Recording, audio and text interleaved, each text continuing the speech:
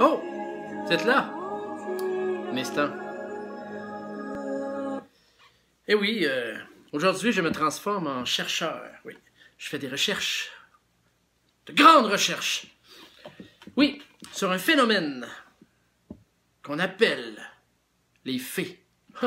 La musique que vous entendiez, celle-là, là. Bon, je cherchais sur YouTube musique de fées. Les sons, tout ça, là.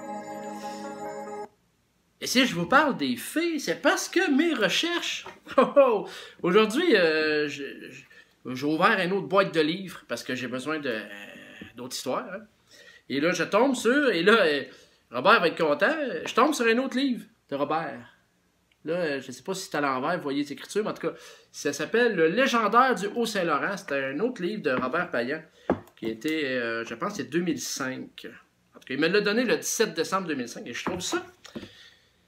Et là, j'ai appris, en faisant mes recherches, qu'à Rigaud, à Rigaud, il n'y a pas juste l'histoire du champ de patates, là, que je vous ai déjà raconté dans d'autres capsules.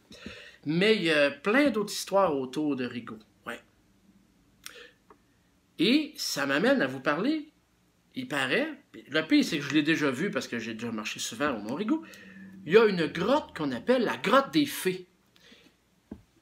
Et si on recule encore plus loin, avant que le champ de pierre se fasse appeler le champ du diable, le champ de patates de Rigaud, tout ça, il paraît qu'au début du siècle, 1903, qu'on a déjà entendu parler de cette histoire-là, que le champ s'appelait le champ des fées. Ouais. Dans l'histoire qui est relatée ici, en 1903, Albany Kennel, qui était pharmacien à Montréal, hein, mais qui était natif de Rigaud, était de passage à Ripon. Ripon, c'est un petit village dans l'Outaouais, près de la rivière des Outaouais, en allant vers Gatineau. C'est un beau petit village, Ripon, du comté de la Belle. Et notre pharmacien, un natif de Rigaud, mais qui habitait à Montréal, était de passage là-bas. Il rencontre une dame, Madame Villeneuve, qui était aussi native de Rigaud. Alors les deux se rencontrent, se mettent à jaser. Waouh, on vient tous les deux de Rigaud, se mettent à jaser. Donc la dame Villeneuve, originaire de Rigaud, mais qui n'avait pas été à Rigaud depuis longtemps, demande au pharmacien Kennel. Elle s'informe des gens du pays natal, donc de Rigaud, puis, incidemment, demande si le champ des fées existe encore. 1903, la dame Villeneuve demandait au pharmacien Kennel, toujours natif de Rigaud, je vous le dis les deux, elle s'informait si le champ des fées existait encore. 1903, oh oui. Alors, tout d'abord, M. Kennel resta interloqué, mais après explication, il comprit qu'il s'agissait de l'endroit que les gens dessinaient sous le nom de pièce des Guérets ou le champ du diable. Mais là, lui, c'est un monsieur-là, M. Kennel, le pharmacien natif de Rigaud, mais qui habite à Montréal. Lui, c'est la première fois qu'il entend parler du champ des fées. Alors, il demande à la vieille dame, « Pourquoi vous dites le champ des fées? » À cela, elle répond que dans sa jeunesse, là, on convient qu'en 1903, Mme Villeneuve était nonagénaire, elle était assez âgée, là. Hein? C'est vieux, ça. Elle dit que dans sa jeunesse, on disait le chant des fées. À cela, elle répondit qu'elle se trouva un dimanche matin, une fois dans sa jeunesse, au soleil levant, à l'endroit en question, et qu'elle avait entendu des fées chantant magnifiquement sur l'air de La Belle Rose. J'ai pas trouvé La Belle Rose, mais ça devait être une chanson de l'époque. Bon. Une chanson dont elle ne pouvait pas comprendre les mots, car les fées, selon elle, chantaient dans une langue étrangère. C'était peut-être du latin qu'elle se disait, peut-être de l'anglais, mais elle ne comprenait rien. C'était pas une langue qu'elle avait entendue. Alors, oui, peut-être qu'avec le temps, on a peut-être compris la langue des fées. Mais dans ce temps-là, peut-être que vous avez des fois, vous avez peut-être des amis, des fois, que dans leur sommeil, ils parlent. Puis des fois, il y a des gens que dans leur sommeil, ils parlent d'un langage qu'on comprend rien pantoute. De l'amérindien, du latin, de l'anglais, limite. Mais peut-être, après avoir fait mes recherches, peut-être qu'il y a des gens qui, dans une autre vie, étaient des fées. C'est peut-être pour ça qu'ils parlent, des fois, la nuit, dans une langue étrangère. C'est ça que mes recherches m'amènent. Mais revenons à la Madame Villeneuve, qui dit que c'était une chanson. Quant à la scène même, l'ancienne jeune fille se rappelait bien d'avoir été témoin. Alors, elle se disait que quand elle était jeune, elle entendait quand le soleil se levait, dans le chant des fées, ou chant du diable, ou chant des guérets, des fées qui chantaient dans une langue étrangère. Il y a une explication à ça, et je trouve ça vraiment... Que des pierres deviennent mélodieuses lorsqu'elles sont frappées par les rayons solaires, cela a été constaté depuis plusieurs siècles. Le plus ancien phénomène du genre se rapporte à la fameuse statue de Memnon en Asie, laquelle faisait entendre des sons harmonieux à l'apparition du soleil. Bon. On explique ce phénomène par la nature des pierres. Étant du grès très très dur et très dilatable, sous l'action de la rosée du matin et des premiers rayons de l'aurore, ces pierres se microfendillent ou se microdilatent en émettant des sons.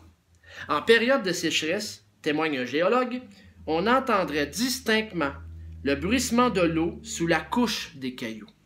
Cette amplification du son, accompagnée d'un peu d'autosuggestion, eh bien, permet de reconnaître un air familier et, dans un cas comme dans l'autre, d'entendre ce qu'on peut appeler la symphonie des fées ou le langage des fées. Alors, c'est ça qui a fait en sorte que les gens de Rigaud, autrefois, disaient qu'ils entendaient des fées dans le chant de roche qu'on s'est mis à appeler le chant des fées.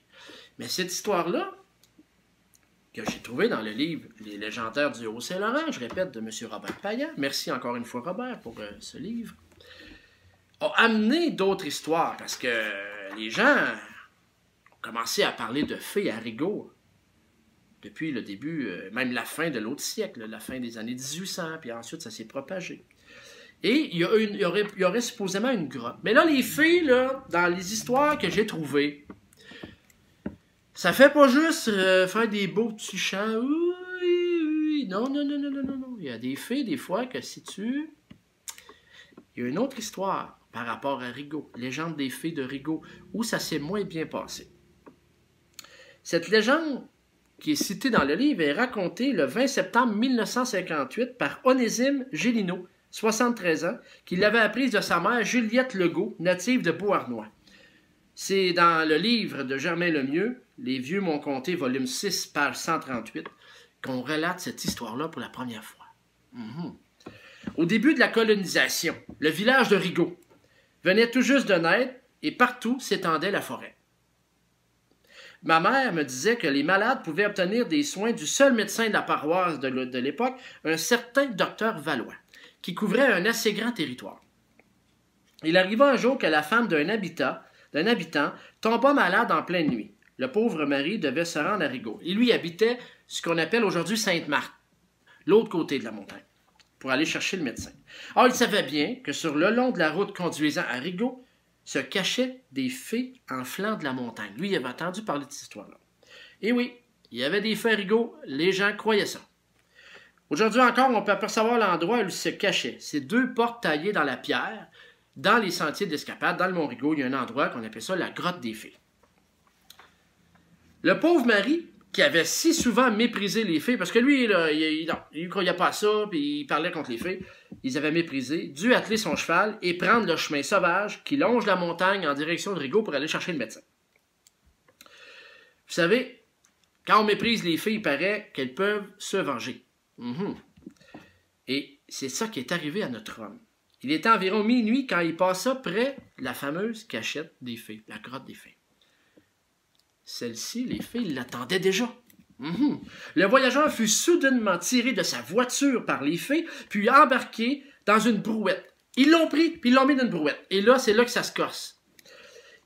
Parce que là, ils l'ont mis dans la brouette, et avec leur pouvoir de fée, ils se sont mis, durant toute la nuit, à faire hop en haut. Là, le bonhomme dans la brouette se faisait bardasser jusqu'en haut de la montagne du Mont-Rigaud, au Mont-Rigaud. Et hop, en bas, ils l'ont trimballé comme ça, de toute la nuit. Écoutez, au matin, l'homme, écoute, il était magané sans bon sens, les courbatures, les rhumatismes, ah ouais, il s'est fait bardasser toute la nuit par les fées, parce que il n'avait pas été gentil avec les fées. Elles se sont vengées. Au petit matin, les fées l'ont laissé tranquille, parce que dans l'histoire, on apprend que les fées travaillent la nuit. Dans le jour, on les voit pas. Elles interrompirent leur course à obstacles, mais notre homme était malheureusement en mauvais état. L'histoire nous raconte également, parce que lui, il allait chercher le médecin pour sa femme qui était malade.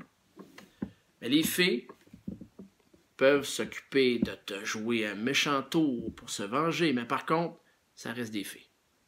L'histoire dit que certaines fées, pendant qu'ils ont barouetté le mari d'en haut, puis d'en bas, puis d'en haut, puis d'en bas, ont été donner les soins à sa femme.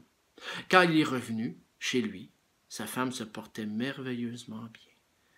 Durant la nuit, quelqu'un était venu la soigner.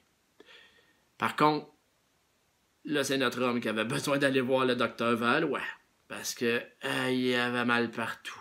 Puis dans ce temps-là, tu n'allais pas massothérapeute, non, tu n'avais pas 56 métiers pour s'occuper de ton corps. Tu avais un médecin qui faisait tout ça. J'imagine qu'il est allé voir le médecin, il expliquait où il avait mal, puis avec une piqûre, ça a été réglé. C'était comme ça dans ce temps-là qu'on réglait les problèmes de santé. Ben, alors il y a eu plein d'histoires autour du Mont-Rigaud sur les fées. Et je suis tellement content d'avoir trouvé ça ce matin. J'en avais entendu parler, mais sérieusement, quand je vais retourner dans les sentiers, je vais aller voir la grotte. Et là, je vais la voir d'un autre œil, parce que je ne savais pas qu'il y avait autant d'histoires sur les fées sur le Mont-Rigaud. Alors, merci Robert Payan de nous avoir parlé de ces fées-là dans le légendaire du Haut-Saint-Laurent. Donc, que je vous présente ici un excellent bouquin avec plein de légendes. J'en ai trouvé d'autres que je vous raconterai. D'ailleurs, à Rigaud, il y a d'autres belles histoires, mais dans la région, il y a même des loups-garous. Pointe-Fortune! Une histoire de loups-garous à Pointe-Fortune. Il y en avait des loups-garous un peu partout. Sainte-Marthe, Saint-Rédempteur, Coteau-du-Lac. Il y a eu des apparitions de loups-garous. Alors, je vous préparerai une prochaine capsule avec les loups-garous du Haut-Saint-Laurent. Parce que là, il y a une prochaine pleine lune qui s'en vient. Ça sera le bon moment pour parler de loups-garous. Alors, je vous souhaite un excellent mardi, parce que oui, nous sommes mardi, le 28 d'avril. Donc, bonne soirée. À bientôt. J'espère que mon histoire vous a plu.